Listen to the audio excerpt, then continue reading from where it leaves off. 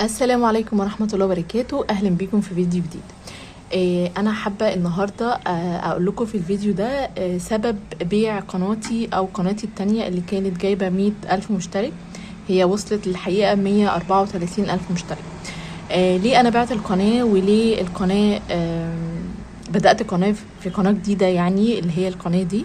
ان شاء الله في القناة دي كده هنبدأ مع بعض سلسلة فيديوهات تعليم مكرمية وكروشيه، وهنبدأ يوميا كده ننزل فيديوهات فيها. فياريت تتابعوني وتعملوا اشتراك وكمان تعملوا لايك للفيديو ده علشان يوصل للناس كلها اللي موجودة على القناة القديمة ومش هتعرف توصل على القناة الجديدة دي. ليه انا سبت القناة التانية؟ القناة التانية الريتش بتاعها واقع جدا جدا جدا.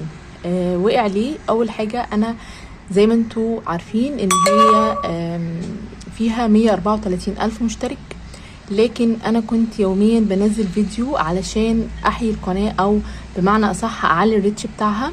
لكن اليوتيوب عندي خوارزميات كده معينة ان طالما عدد المشتركين كبير وعدد مشاهدات الفيديو قليل فده بيوقع القناة جدا. يعني اصبح عنده ان المشتركين دول وهميين.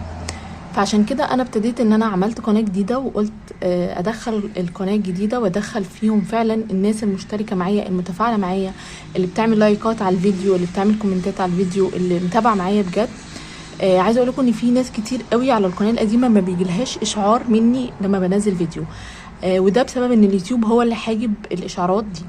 فطلبت كذا مره من حد من في القناه يعني القديمه ان هم يلغوا الاشتراك ويشتركوا تاني بحيث ان ده يبقى زي مشترك جديد. بس انا عملت ما بوسعي في القناه القديمه. القناه التانية دي انا بخسر فيها كتير جدا.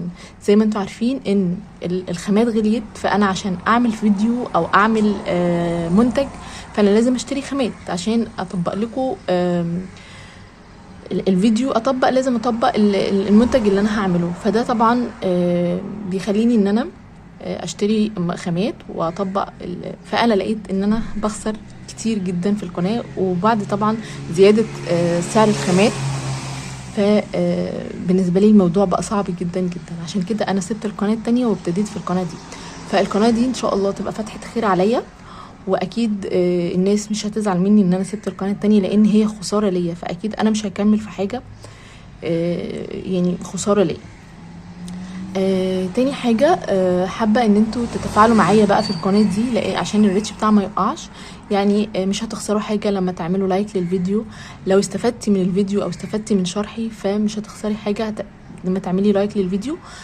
ده هيعليني انا ومش هيخسرك انت حاجه. طبعا ده فضلا وليس امرا يعني.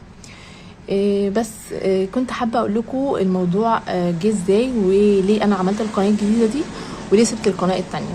القناه التانية زي ما انتم شايفين هي جالي الدرع منها.